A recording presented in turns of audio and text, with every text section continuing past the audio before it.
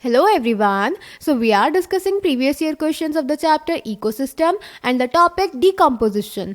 In today's session we are going to discuss a short answer type question of 3 marks which was asked in the CBSE board for an examination 2015. So the question is, why is earthworm considered a farmer's friend? Explain humification and mineralization occurring in a decomposition cycle. तो बेटा इस question में हमें बताना है कि earthworm को हम farmer's friend यानी किसान का दोस्त क्यों कहते हैं, और हमें बताना है ह्यूमिफिकेशन और मिनरलाइजेशन क्या होता है डिकम्पोजिशन साइकिल में.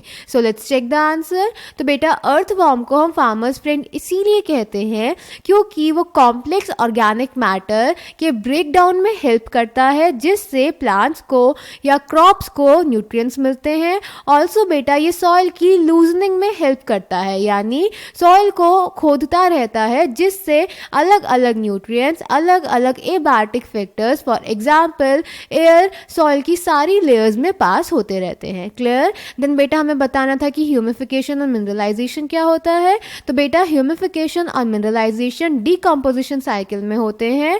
ह्यूमिफिकेशन से बेटा बनता है एक dark coloured amorphous solid substance जिसको हम बोलते हैं ह्यूमस, जो कि हाईली रेजिस्टेंट होता है माइक्रोबियल एक्शन के, जिस वजह से उसका जो डिग्रेडेशन होता है वो बहुत ही स्लो रेट से होता है. ऑल्सो बेटा ये कोलॉइडल होता है और उसमें बहुत सारे न्यूट्रिएंट्स प्रेजेंट होते हैं. तो जब बेटा ह्यूमस का डिग्रेडेशन होता है माइक्रोब्स से तो इनऑर्गेनिक न्यूट्रिएंट्स रिलीज होते हैं और इस प्रोसेस को बोलते हैं mineralisation. Clear? So the answer is the earthworm is considered a farmer's friend. This is so because they help in the breakdown of complex organic matter as well as in loosening of the soil. Humification and mineralization occur during decomposition in the soil. Humification leads to accumulation of a dark colored amorphous substance called humus that is highly resistant to microbial action and undergoes decomposition at an extremely slow rate. Being colloidal in nature, it serves as a reservoir of nutrients.